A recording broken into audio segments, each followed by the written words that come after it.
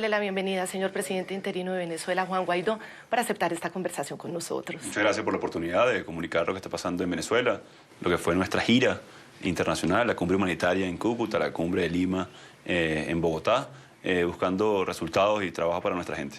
Así es, y lleva usted varios días aquí en Colombia y hoy ya estamos contando 1 mes y 3 días desde ese momento en que usted asume la presidencia interina de Venezuela. ¿Qué ha cambiado, presidente?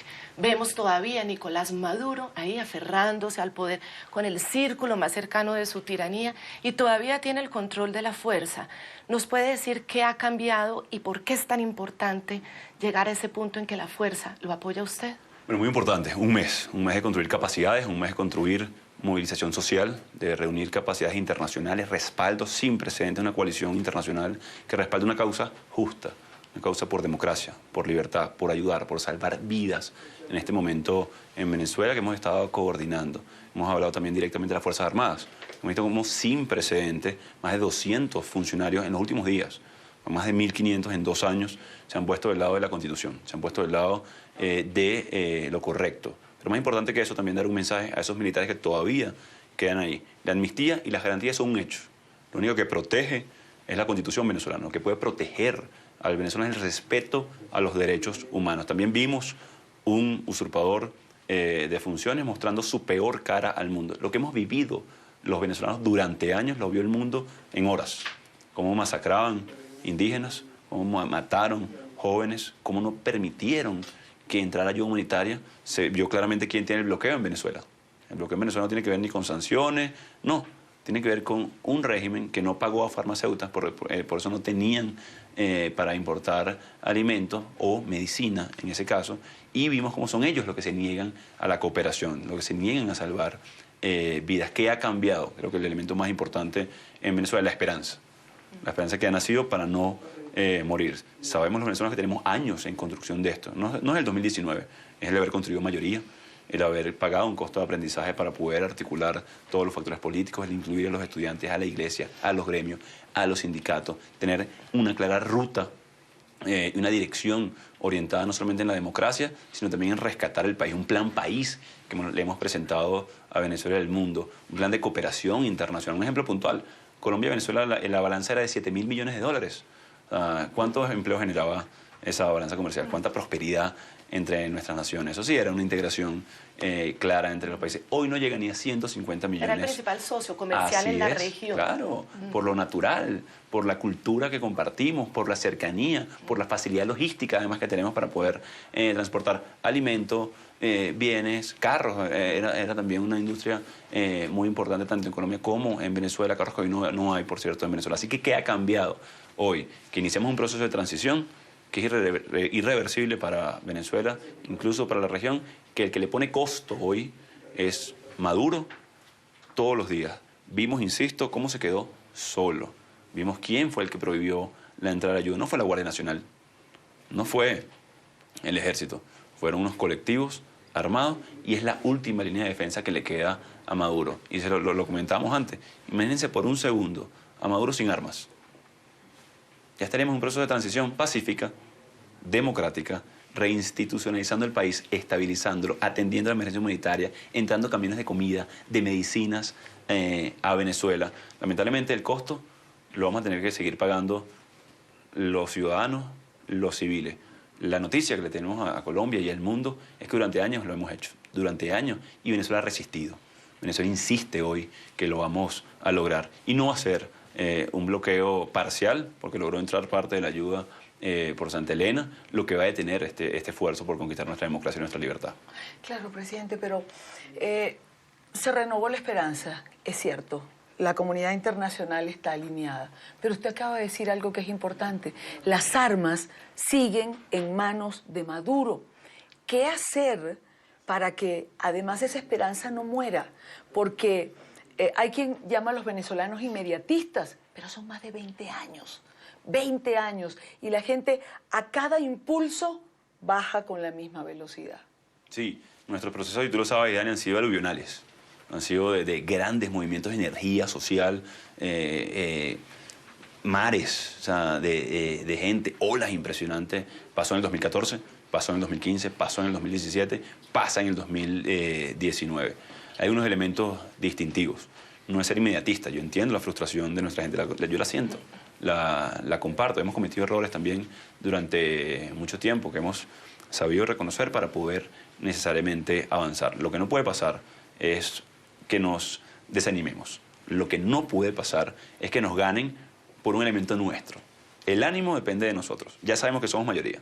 Ya sabemos que nos respalda la comunidad internacional. Ya sabemos a qué nos enfrentamos. O sea, hay que ajustar algunos elementos entonces para prevenir que masacren gente. ¿Qué tenemos que hacer nosotros entonces? Continuar con la movilización social. Hay un mensaje importante que le vamos a dar los próximos días a los empleados públicos venezolanos. Ellos mantienen también secuestradas no solamente las armas, sino parte de la burocracia. Empleados públicos de Venezuela, atentos, que tenemos un mensaje muy importante para ustedes en los próximos días de acciones sociales, políticas y de rescate de esa burocracia necesaria para atender la emergencia.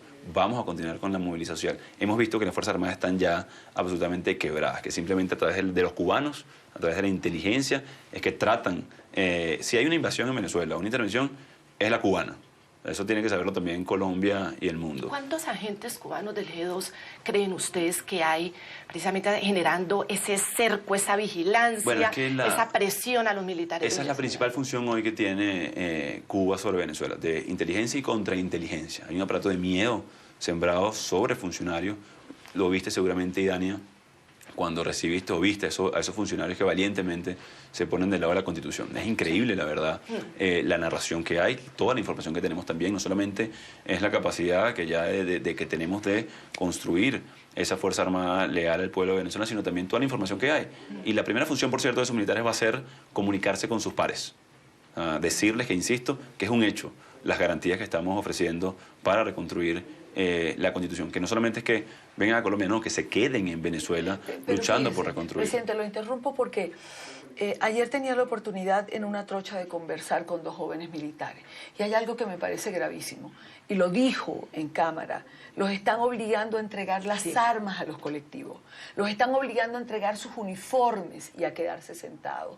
O sea, esa línea que sostiene a Maduro está tomando el control realmente y eso es gravísimo. O sea, hay una desnaturalizado.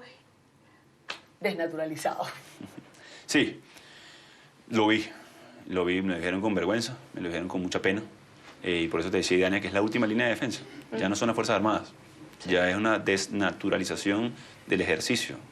¿Qué debemos hacer? Bueno, no solamente denunciarlo, sino tomar precauciones, tomar previsiones. Cuando lo único que le queda al gobierno es porque ya no tiene respaldo popular, cuando no tiene ya soporte económico, cuando no tiene soporte diplomático, cuando no tiene argumentos y tiene que sacar a periodistas a empujones a grupos armados para masacrar a la ciudadanía.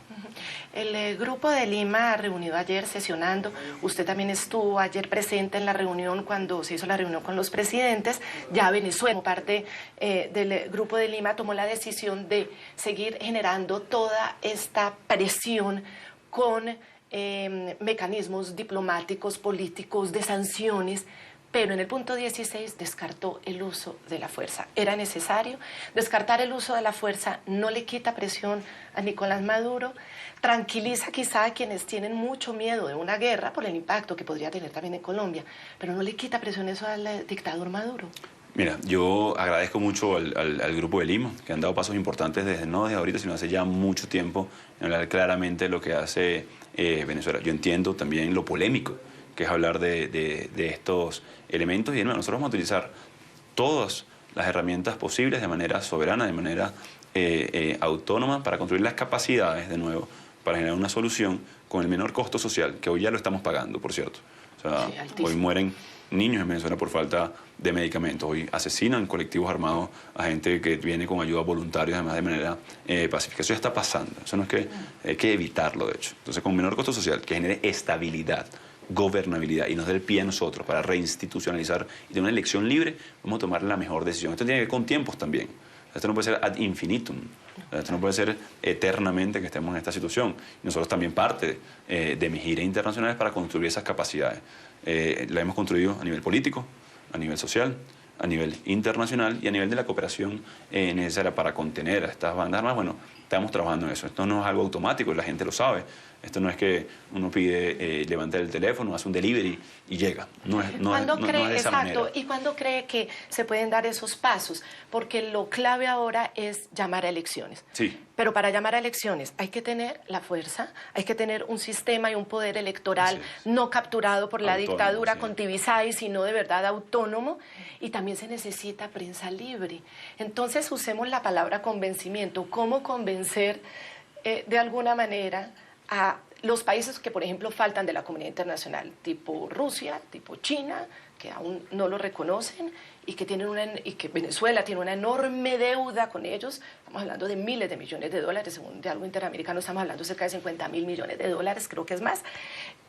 ¿Cómo convencer, por ejemplo, a los cableoperadores que vuelvan a poner la señal de los canales internacionales que bajaron por la presión?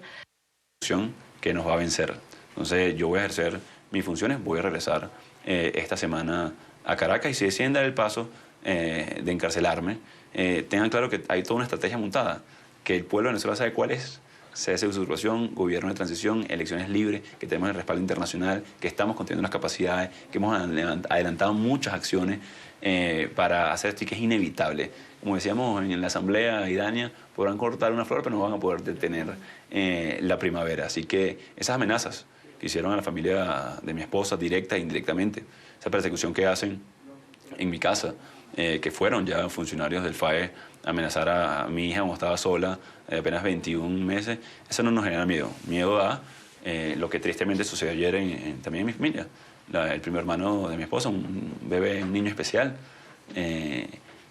ayer falleció porque durante semanas no había tenido tratamiento, no había llegado a la medicina, y eso pasa todos los días en Caracas. Eso pasa todos los días en Venezuela, como hace 2 semanas en Anzoátegui, con niños con diarrea y vómito que llegaron con diarrea, con vómito. Están deshidratados, pero por tener un cuadro severo de desnutrición no pudieron salvarlos. O sea, eso sí da miedo. Que no crea el régimen de Maduro que ningún venezolano tiene un ápice de miedo en conquistar su democracia, porque no solamente lo fundamental, es lo que podemos ser como país y que lo vamos a lograr muy pronto. Presidente, cuando alguien levanta la voz y dice no queremos una guerra en Venezuela, yo lo oigo contando esta historia y las cientos de historias que nosotros manejamos a diario. Yo le pregunto, ¿es que acaso no hay una guerra en Venezuela? ¿Es que acaso no hay una política de exterminio hacia la población venezolana? Hay una frase que utilizó un diputado nuestro, que en Venezuela hay un genocidio silencioso. En Venezuela asesinan por acción y por omisión. También lo decía hace poco. Ya existe. Cuando algunos países hablan de evitar un derramamiento de sangre, ya llegamos tarde, lamentablemente, porque ya existe en Venezuela, a través de la inseguridad, a través de la acción de un régimen asesino, a través de la omisión en este momento. Lo que estamos haciendo nosotros es preservar vidas y que todo ese sacrificio de tanta gente no sea en vano. Yo lo decía el 5 de enero. Si nos detenemos en este momento en Venezuela, habrá sido en vano. Si por el contrario insistimos, como lo vamos a hacer, como vamos a seguir, todo el sacrificio de años va a valer la democracia, la libertad y la prosperidad de nuestra gente. Yo quiero insistirle en si este apoyo de la comunidad internacional, que ha logrado un avance grande, porque lo ha logrado, sirve descartando el uso de la fuerza, o usted de todas maneras va a insistir en que estén sobre la mesa todas las opciones, precisamente con el argumento de que en Venezuela ya hay un derramamiento de sangre. Todas las opciones están sobre la mesa, deben estar sobre la mesa. De nuevo, vamos a utilizar la mejor con la construcción de las capacidades que garantice la estabilidad, la gobernabilidad a menor costo social. Yo estoy seguro, es polémico, o sea, es polémico decir quién estaría a favor de la guerra. Nadie. O sea, eso evidentemente, incluso para los países que la han sufrido, saben lo costoso y lo dramático que es y lo que cuesta levantarse. Pero ya la guerra en parte existe contra la ciudadanía en Venezuela y tenemos que hacer todos los esfuerzos para que cese la tragedia, para que cese el hambre, para que cese la usurpación, para construir y levantar muy rápido Venezuela. Venezuela tiene un potencial ilimitado de recuperación económica muy rápida, muy efectiva en el corto plazo. Tenemos planes país maravillosos que va a incluir a Colombia, que va a incluir a Brasil, que va a incluir a Estados Unidos, a los países del mundo, a los que quieren invertir en Venezuela. Eso es muy importante, así que lo vamos a lograr muy rápido. Contamos con la cooperación internacional, entendemos la preocupación de los países vecinos, ellos están viendo lo que está pasando y yo estoy seguro que vamos a contar con ellos para lograr el objetivo. Presidente interino Juan Guaidó, yo quiero preguntarle algo. El diálogo no ha servido con Nicolás Maduro porque siempre lo ha usado a su favor para ganar tiempo y aire. El uso de la fuerza por el momento está descartado porque la comunidad internacional así lo ha querido. ¿Cómo se imagina usted la salida de Nicolás Maduro? Nicolás está de salida. Lo han visto ustedes recientemente en algunas entrevistas bastante alejado de la realidad, digamos. Desconocen la migración, no saben cuánto cuesta un kilo de queso en Venezuela. Claro, y tiene que hacerlo de esa manera porque ellos generaron esa crisis. ¿Cómo me imagino yo la salida de Maduro? Uno, pronta. Es más, lo dijiste y me alegré. La sola imaginación de ese elemento, yo creo que ya es un elemento que los demócratas de la región se alegran. Así es. Sin duda. Vamos a lograr esa elección libre muy pronto. Sé que va a ser difícil. Estamos entrando en una zona de las más duras que hemos visto, Sí. idónea, pero la más cercana a la libertad, y la gente lo sabe. Nuestra gente está muy clara de ese elemento, y nos vamos de esta gira además con el respaldo poderoso, determinado, de aliados muy importantes en la región. Insiste en regresar por Maiquetía, y en caso de que lo haga, ¿de qué le sirve un Juan Guaidó preso a los venezolanos? Mira, un preso no le sirve a nadie. Un exilado en este momento, presidente, tampoco. Así que estamos en una zona de nuevo. Estamos en una zona inédita, estamos en una zona que no habíamos estado nunca, pero también estamos en una zona inédita de oportunidad y libertad.